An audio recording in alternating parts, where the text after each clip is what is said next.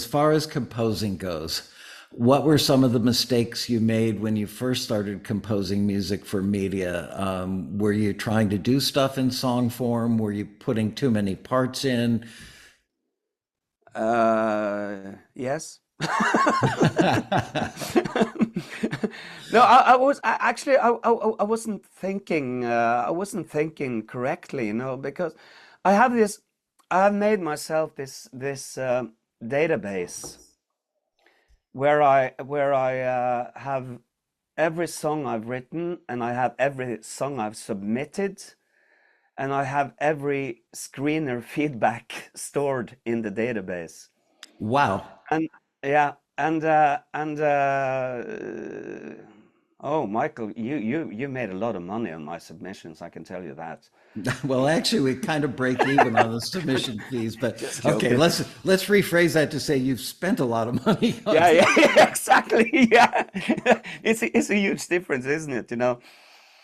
So, I have this one which I submitted in 2019 in May, and like most, this harmonic line works better with its wrap up, and then come improved by. But we're still missing the feel demonstrated in the reference materials. The legato string section also gives this cue a much more dated sound than what we heard from the reference tracks. Wow. All right.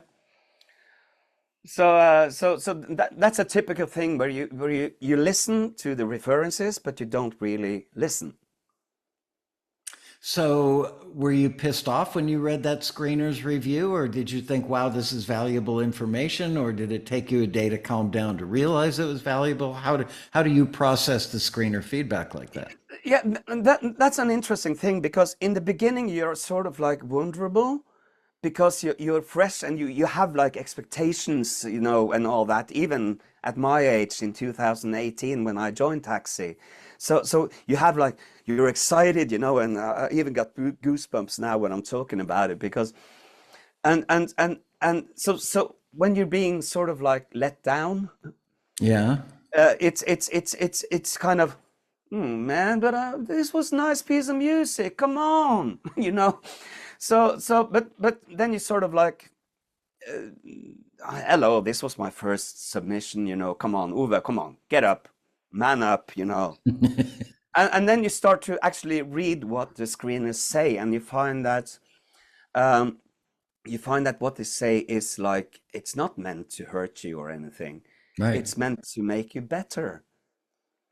And but they haven't got the time for all this cozy talk and all that, so they, dear friend of mine, now listen, I know this may sound blah blah blah, so they can't do that, and so you learn how to deal with it, and I think that's where many people sort of like, in the beginning, you get like hurt, and you're starting to already then make yourself worse, because you don't really read what they're saying. You you read what you think they are saying, which is Mhm. they are hurting you. So I think many people, many composers, when they start off, I always said that when I reported my placements and everything to you, uh, that if it wasn't for the screeners, I wouldn't be here. Wow. And did you feel that way about them early on, or did it take you a while to No, it, appreciate the it was a feedback? process, but I quickly adapted to the thing that you have to sort of listen to what they actually say, learn from it. They are trying to tell you something. They're not trying to hurt you. They are trying to tell you something. So once you sort of like learn how to take the criticism, Hmm. it gets a bit easier, but it can be hard in the beginning, and it was kind of hard for me as well. But I think I quickly adapted to getting to getting used to that, and I even have stats where I have like how many forwards and how many things I have for each year. And if you take 2018, I started off in March, and I actually made I had nine. I only submitted 9 tracks in 2018. I had 5 forwards and 4 return. Wow.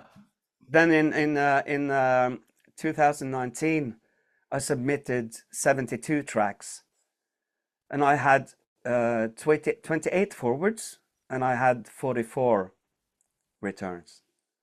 Okay. In 2020, I submitted 118 tracks. That's a lot. Yeah. And I had 40 forwarded and I had 78 returned. So So, that's, yeah, everything's right around the 35-40%. I'm doing the math roughly in my yeah, head, yeah. percentage of forwards, which is pretty darn good. More interesting is like 2024. The I've so far delivered 13 tracks and I have like 6 forwards. I have 6 returned and I have 1 pending. Okay. Yeah. So it's a Uh, 50-50 by now. and so it sounds like you're also getting better at reading the listings and, as you mentioned, paying attention to the references. Yeah. A lot of new members are confused. Should I pay more attention to the references or should I pay more attention to the words in the listing? And me as the owner of Taxi, my feeling is we do our very, very best to get the most information from the listing person or company so that it's the combination of those two things. I personally feel like every member should read the listing 2 or 3 times, highlight stuff, and then listen to the references, looking for common things in the references. Is that similar to what you're doing? Have you found something that works differently or better? Basically, I look at the listings now as a like an introductionary thing to the task you're going to do, and it often has, as you mentioned, a few points where you have like in bold writing. Uh, this is directly from the CEO of the company. Do not, I repeat, do not pay attention to that one. Because if you do that, you won't get signed. Right. It's as easy as but else it's most important to listen to the references, definitely, because that's the sound, that's the instruments, that's the mood, and the mood is maybe the most important thing. I What is the agree with mood of you. the track? Yeah, because we are you can say yes, we're composing music, but we are also composing moods. Whereas in the record side of the industry, people are composing um, a beat, a melody, and a message. Yeah. And they come together to create a song, which can have a mood. But in media, mood is the first element, I believe. Yeah, exactly. Yeah, yeah, yeah. So pay attention to those things, and then if you're like interested in mixing and you're getting better at mixing the tracks, then also pay attention to how it sounds. And I think every composer should like compare your track to the references. And be honest with yourself. Does it sound like? Does it sound crap? Hmm. Yeah, it does, but it's a good track. No, if it sounds crap, it sounds crap. That's it. Make it sound better or find someone to help you, you know. Speaking of which, are you active in the forum, the taxi forum, and have you become friends with other members that you use as collaborators or mentors, any of that stuff? I've been no, I haven't, and I've been just like a bystander in the forums. Actually, I've been Hmm. looking at a few things, but I haven't been active. Um, and that it's easy to say I haven't had the time, basically, but it's actually the truth, because like my now I'm working as a truck driver.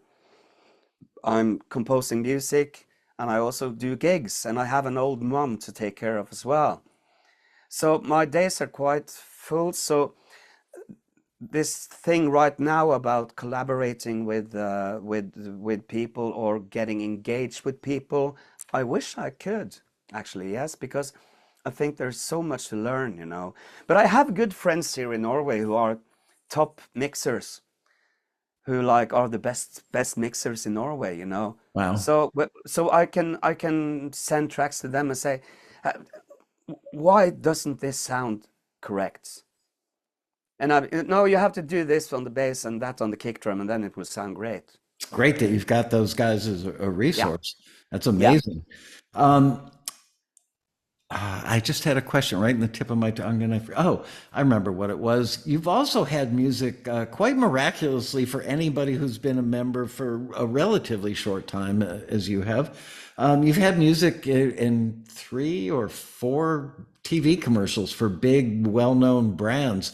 Yeah. That's a pretty major accomplishment. Obviously, those pay better than getting 13 seconds of music in a reality TV show. Um, were you writing those pieces with the idea that they may be really good for advertising, or did it just work out that they were? Those pieces were actually written especially for that assignment or that commercial. Yes. So, and there was this, I think I wrote down that story to you. So, excuse me. There you go. There was this, uh, that publisher I talked about earlier who lives in North America, Hmm. who has gotten me actually all the commercials. Um, uh, he sent me an email, and I was doing a gig in a place called Narvik, which is like 3 hours drive from here. And I was sitting with a friend of mine on like 1 o'clock in the daytime, you know, and we were on our fourth or fifth beer, I can't remember, and we were having a good time, you know, and it was a long time since we spoke, and so everything was just like very nice.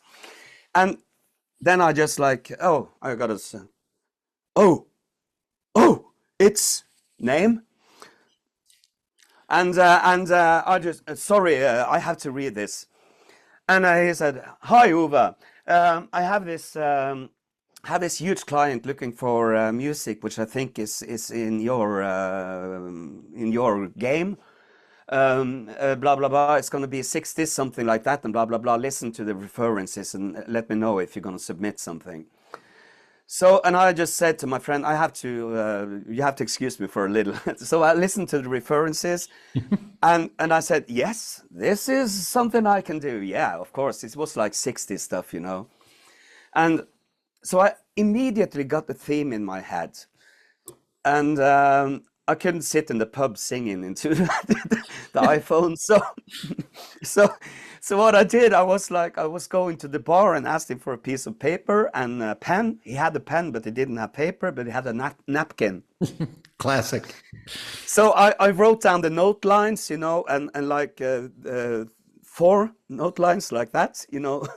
And then I wrote down the theme line, just 4 bars, 4 bars. And I wrote the chords. And then I wrote down the bass and the drums, how they should, the groove of the drums. Not the hi-hat, but just the kick and the snare. All So I this wrote while it down. sitting at a bar with a beer in your hand. Yeah, yeah. You're my hero. And then I thought, I really have to take care of this, you know, because this is going to work. So I put it together with my credit cards in my left pocket of the jacket, and I keep nothing there but my credit cards, nothing else. So when I got home on, on the Sunday, the day after, and I was so anxious to get starting working and showing my publisher, I can do this. And and I was like, where's the napkin? Where is the napkin? No. And I was searching through my bags and my jacket, and I was my trousers, my pants, anything, you know. My socks, I couldn't find the bloody napkin, you know. And I was, oh no. And I think I remembered the theme, but I had lost the context. And that was what I was talking about earlier, you know. You have to have a context to put the theme in. So I thought I should give myself just a little break. I went to the grocery shop to buy some food. And when I was going to pay, oh, what's this? and there was a napkin together with my credit cards. And I was, no, hello there, you know. And I just went home and I just did the music. It took me like half a day or something. I submitted it and it came back and wow, Ove, great stuff, you know. And I, oh wow, this is good. And I'll send it to the client, you know. And time went by and I didn't hear anything, so I thought everything was like off the charts. And then came Easter time, last year, and I was actually going down south in the country playing the whole Easter with a band on a ski resort. And then came the publisher an email. Hey, Uwe, good news. It looks like the clients really like your track.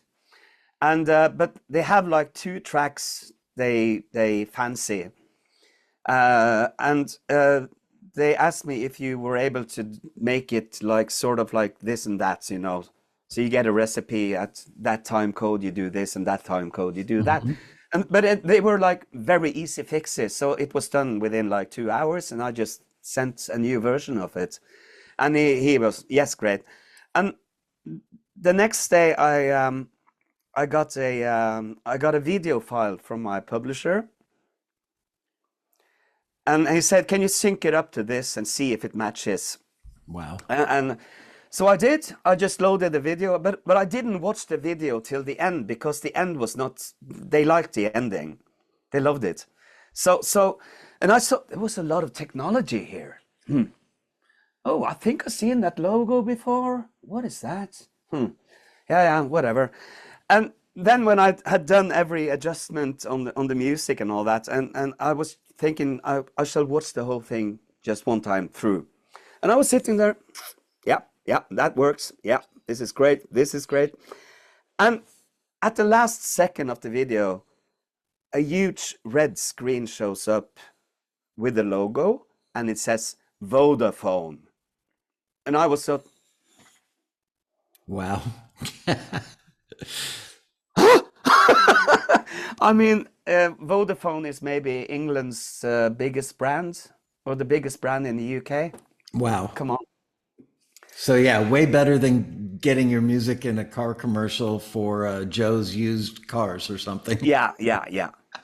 So, but That's that I was just like, wow, is this real? You know, I'm in Vodafone. Come on. So that was just amazing, and they liked the edits and all that, so they took it. So that was just like, but it's a fantastic story. A napkin. yeah.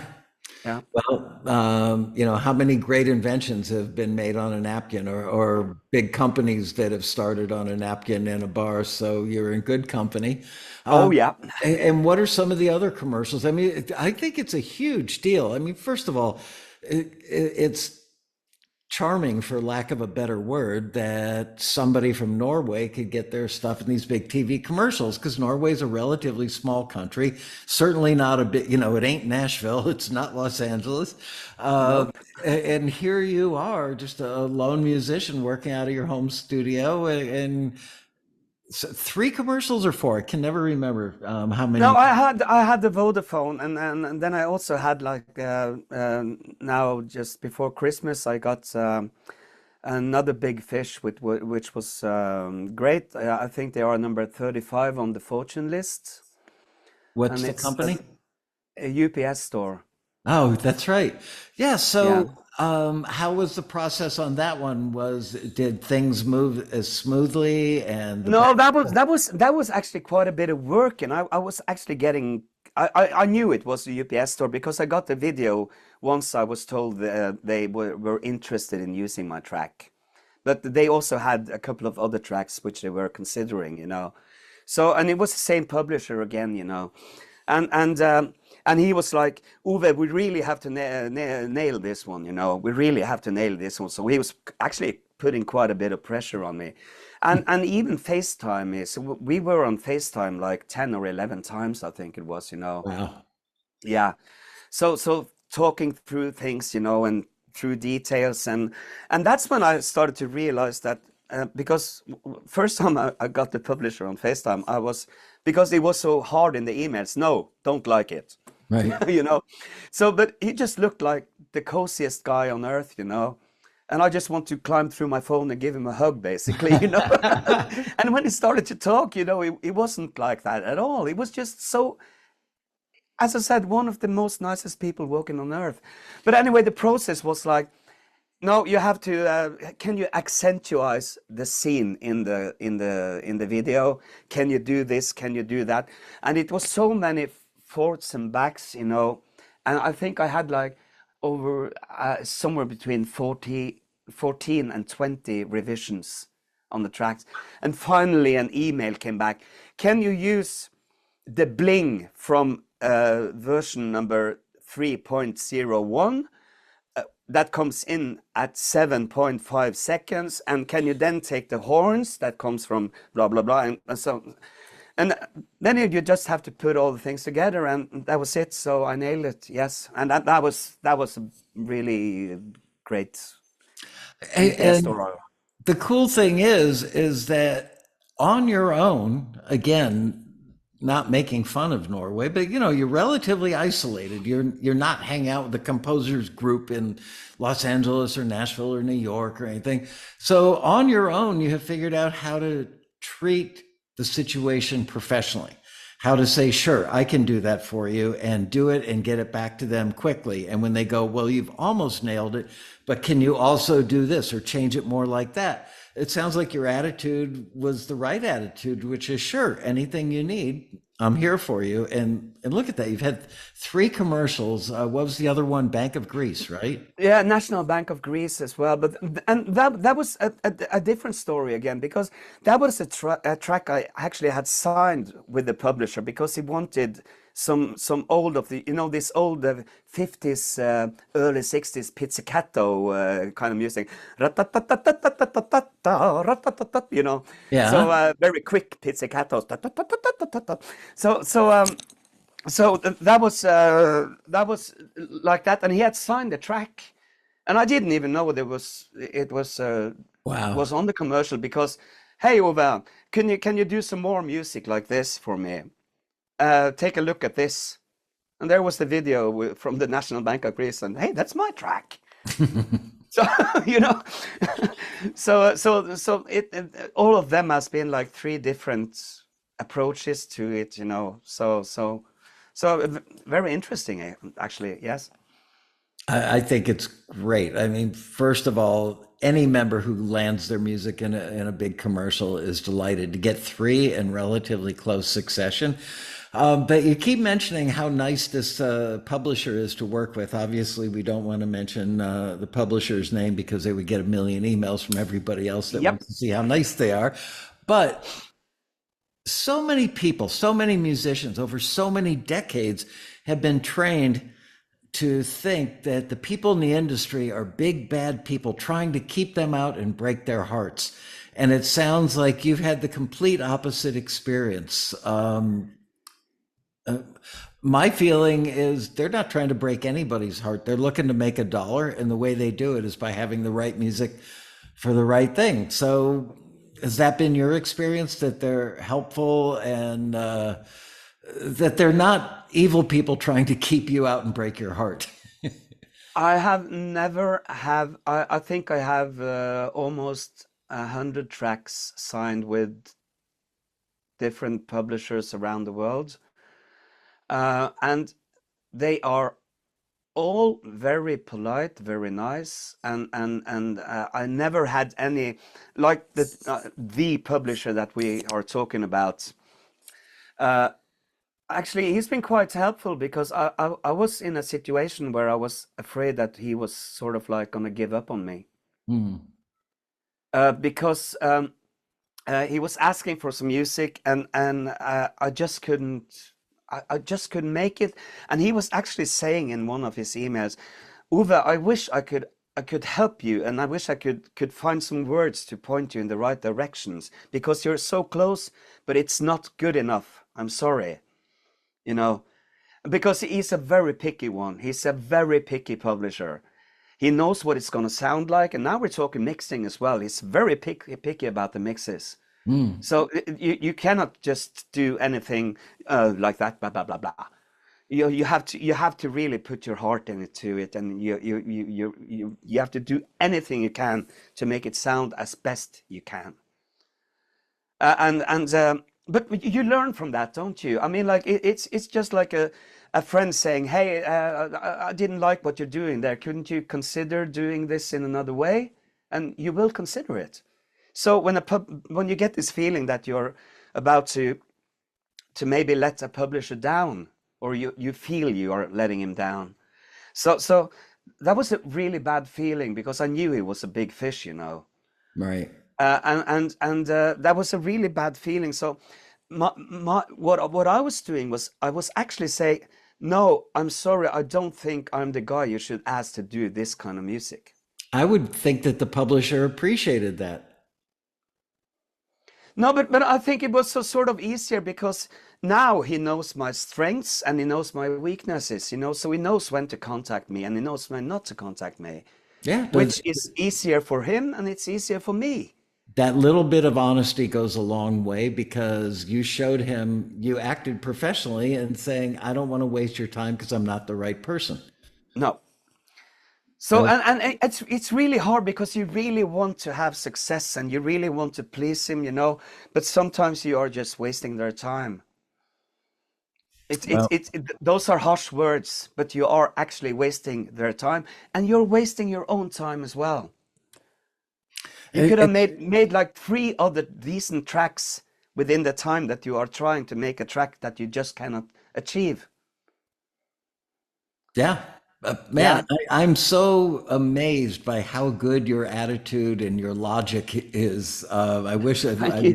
I Thanks, wish I Michael. could put it in a pill bottle or a drink or something and give it out to every musician I know because everything you're saying is what I would teach people, and you've figured it out largely on your own. Let me pick up on that, Michael. Excuse me for interrupting Sure. you, but uh, uh, this is where I find where I've been talking about the screeners and what they are saying. Pay attention to it. Read it again. Don't get disappointed. Just read what they are saying, not what you think they are saying because you're feeling down or you're feeling hurt. But be cold, analytic, see what they are saying, go back, listen to what you did, and 90% of the times you will agree. I have disagreed with the screeners. Yes, but there's it's all subjective stuff, you know. I mean, I mean this, you mean that, you know. So Right. they are people just like you and me. Come on, give them a break. But let me give a shout out to the taxi people. uh, you have all the people that answers my emails when I'm wondering, as a Norwegian, I'm wondering about one word in the listing. What does that really mean? Yes, you have Google Translate, but what exactly does that word mean in this context? And then we're coming to context again. Hmm. So I email and I get Liz or anyone, you know, answering quite quickly, gentle, polite, you know, no, no, that's blah, blah, blah, blah, blah, blah, blah. No, all right, great stuff. And then you have like yourself, how much energy you have put into making us better composers, making us better professionals. I think I wrote in an email to member services I can't remember if it was on the UPS store commercial when I told them I had gotten that one. And I said, almost everything that Michael has touched upon in the Taxi TV, I have come into in some way, you know, or touched on. And literally, when Michael says, all right, pay attention and do like Michael says. So that's a big shout out to you as well, sir, Thank because you very much. you have really given us every tool that we could ever ask for. And this comes from my heart, Michael. You have given us every tool. We have the toolbox. We just need to learn how to use the tools. You Well, thank can't you. do that, but you can give us the tools. Thank you so much So for saying that because everybody's so worried about AI from the yeah, musician perspective. One thing I've noticed on the industry side is people are looking, how can we make things move faster? How can we yeah, replace human judgment on picking music with AI judgment? But there's a place for AI, but you need a human being on the front end to know what to put into AI, and you need a human being on the back end to know that AI got it right, or maybe redo the prompt so that AI yeah, could get it more yeah. right. And it frustrates me that more people in our industry haven't invested the time in the human side of things because communication is everything. Good communication is everything. And so I really appreciate you pointing that out because we do care and we do put a lot of effort into crafting the listings is a great example. The number of people who get eyes on the list, each and every single listing that goes out the door at Taxi, we try so hard to make it so understandable and make sure that we're representing what the company is really asking for and thinking, will the screener understand what the company's asking for? Will the member understand what the company is asking for? Do we understand as we're writing this listing what the company is asking for? So all this effort goes into it, and then we get an email from some pissed off member that says, you guys don't appreciate good music. So it's Yeah.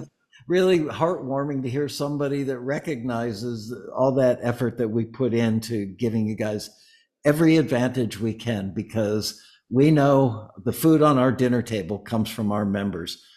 And if we don't treat our members well, we don't have a company. And it feels No, good. you don't. You don't. You don't have a company because there's going to be so many angry people spewing on the internet, and it's just gonna, yeah.